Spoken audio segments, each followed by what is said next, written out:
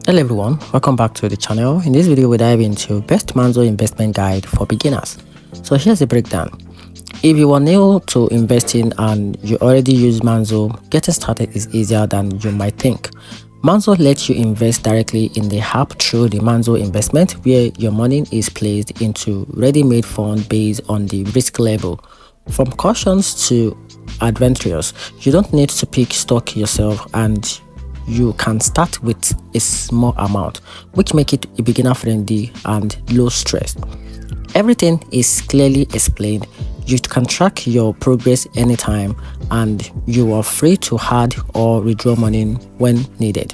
While it's not built for advanced trader, it's a great way to grow your money long time without feeling overwhelmed. If this actually helped you, like the video, subscribe for more simple money guide, and comment if you like a full Monzo investing walkthrough in my next video. And that's it.